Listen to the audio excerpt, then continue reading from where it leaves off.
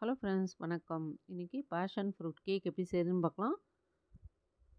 பொடிச்ச சர்க்கரை 3/4 கப் எடுத்துருக்கேன். அதை அப்படியே ஜலிச்சுக்கிறேன். நான் சொல்கிற அளவு வந்து 250 ml கப்புக்கு தான் அளவு சொல்கிறேன். இப்போ சர்க்கரையெல்லாம் ஒரு பேனில் கொட்டி வச்சுக்கலாம். 1.5 கப்பு மைதா மாவு எடுத்துருக்கேன். அதை அப்படியே ஜலிச்சிக்கலாம்.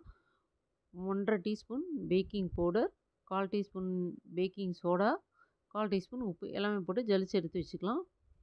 ஒரு சர்க்கரை வச்ச பேன்லேயே ஆயில் 1/4 கப்பு ஆயில் ஊற்றிட்டு அதுக்கு மேலே 2 டேபிள் ஸ்பூன் ஊற்றுறேன். மொத்தமாக 100 ml ஆயில் ஊற்றிருக்கேன்.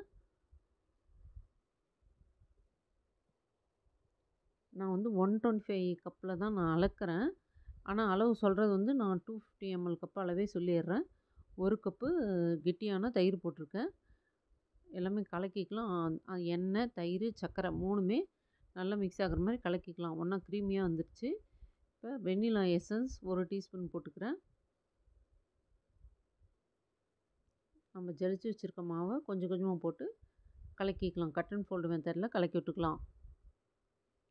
நம்ம இந்த வேலை செய்கிறதுக்குள்ளார அவன் வந்து 180ல் 10 நிமிஷம் ப்ரீ ஹீட் வச்சுக்கலாம். எல்லா மாவும் போட்டாச்சு. பேஷன் ஃப்ரூட்டு பல்ப் எடுத்திருக்கேன். நான் வந்து கேன் பேஷன் ஃப்ரூட் பல்ப்பு தான் எடுத்து வச்சுருக்கேன். டீஸ்பூனில் ஒரு 10 டீஸ்பூன் அளவுக்கு போட்டுக்கலாம். போட்டு பால் வந்து 125 கப்பில் 1 கப்பு பால் எடுத்திருக்கேன். 125 ml அளவு பால் எடுத்திருக்கேன். அது 2 தடவை ஷேர் பண்ணி நான் ஊற்றிக்கிறேன். நல்லா ஊற்றி கலக்கி விட்டுக்கலாம். தயிர் வந்து நான் கெட்டி தயிரை ஊற்றிருக்கேன். தண்ணியாக தயிர் ஊற்றினீங்கன்னா அந்த தயிரே சரியாக போயிடும். இப்போ 2 டின்னில் மாவு 2மே ஷேர் பண்ணி ஊற்றிக்கிறேன். கேக் பேட்டர்லாம் ஒரு குச்சி வச்சு இந்த மாதிரி பண்ணிவிட்டு 2 தடவை டேப் பண்ணிட்டு எடுத்து அப்படியே உள்ளார வச்சுக்கலாம். இந்த மாதிரி நம்ம செய்யும்போது கேக்லாம் ஒரே மாதிரி பேக் ஆகி வரும். அப்படியே எடுத்து வச்சு ஒரு 25 நிமிஷம் வச்சிடலாம். எனக்கு வந்து 25 நிமிஷத்தில் பேக் ஆகிடுச்சு. பேக் ஆனது அப்படியே வெளியே எடுத்து வச்சு துணி போட்டு மூடி அப்படியே வச்சுட்டேன். நல்லா ஆறுற வரலும். ஆறினப்புறம் நான் ஓப்பன் பண்ணுறேன். நம்ம ரெசிபியில் எப்போயுமே எக்லெஸ் ரெசிபி தாங்க. இந்த ரெசிபி உங்களுக்கு பிடிச்சிருந்தா லைக் பண்ணுங்கள், ஷேர் பண்ணுங்கள், சப்ஸ்கிரைப் பண்ணுங்கள். கேக்லாம் சூப்பராக வந்திருக்கு. இப்போ பேஷன் ஃப்ரூட் பல்ப்பு ரெடி பண்ணிக்கலாம். 1/2 கப்பு சர்க்கரை போட்டிருக்கேன். பேஷன் ஃப்ரூட்லாம் போட்டுக்கிட்டேன்.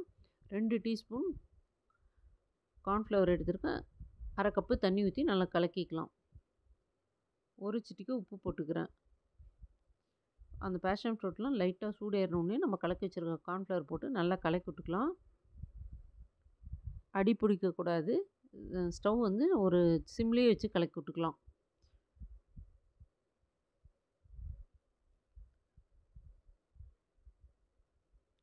பல்ப் வந்து நல்லா ரெடி ஆயிடுச்சு நம்மளுக்கு. இது ஆறுச்சுன்னா இன்னுமே கொஞ்சம் திக்காயிரும். நான் 2 சொட்டு எல்லோ கலர் போட்டுக்கிறேன். அது ஆப்ஷனலுங்க, விருப்பப்பட்டால் போட்டுக்கலாம், தேவையில்லைனா விட்டுடலாம். நல்லா ஆறிடுச்சு. இப்போ அப்படியே இறக்கி வச்சிடலாம். இது இன்னும் கொஞ்சமே நல்லா ஆறினோடனே ஒரு கப்பில் ஊற்றி ஃப்ரிட்ஜில் வச்சிடலாம். இப்போ கேக் ரெடி ஆயிடுச்சு.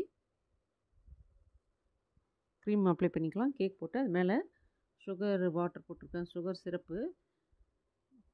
அப்படியே க்ரீம் அப்ளை பண்ணிக்கலாம். அது மேலே பேஷன் ஃப்ரூட் பல்ப் அப்ளை பண்ணிக்கலாம். சாப்பிடும்போது ரொம்பவே சூப்பராக இருக்குங்க. டேஸ்ட் அருமையாக இருக்கும் இந்த பேஷன் ஃப்ரூட் பல்ப்பு. பாருங்கள், ஃப்ரிட்ஜில் வச்சோன்னே நல்லாவே கெட்டிமாயிடுச்சு. அப்படியே மேலே அப்ளை பண்ணிக்கலாம். நல்லா கொஞ்சம் தாராளமாக அப்ளை பண்ணிக்கலாம். அப்போ தான் நம்ம சாப்பிடும்போது ரொம்ப நல்லாயிருக்கும். அதே போல் இன்னொரு லேயர் கேக் வச்சிட்றேன். அதுமேலேயும் சுகர் சிரப்பு அப்ளை பண்ணிக்கலாம். சுகர் சிரப்பு வந்து தண்ணி நல்லா கொதிக்க வச்சுட்டு அதில் சர்க்கரை போட்டு இறக்கிடுதுங்க. சும்மா நல்லா கொதிக்க வைக்கிறது. பாகெல்லாம் காய்ச்சணும்னு அவசியம் கிடையாது. அப்படி கேக் வந்து நல்லா க்ரீம் அப்ளை பண்ணிட்டோம். இப்போ வந்து நம்ம டிசைன் போட்டுக்கலாம். இந்த நாசில் எடுத்துருக்கேன். அப்படியே ஒரு ஃப்ளவர் வச்சுக்கலாம். அவ்வளோதாங்க. ரொம்ப ஈஸியாக இருக்குது பாருங்கள் கேக்கு. பக்கத்துலேயே இன்னொரு குட்டி குட்டியான ஃப்ளவர்ஸ் வச்சுக்கலாம். நடுவில் நம்ம பேஷன் ஃப்ரூட் பல்ப்பை போட்டோம்னா பார்க்குறதுக்கு சூப்பராக இருக்கும். டேஸ்ட்டு கூட ரொம்ப அருமையாக இருக்குங்க. ஸ்ப்ரிங்கிள்ஸ் வச்சுக்கலாம். அதுக்கப்புறம் நம்ம இஷ்டம் தாங்க. நம்ம எப்படி வேணால் டெக்கரேஷன் பண்ணிக்கலாம்.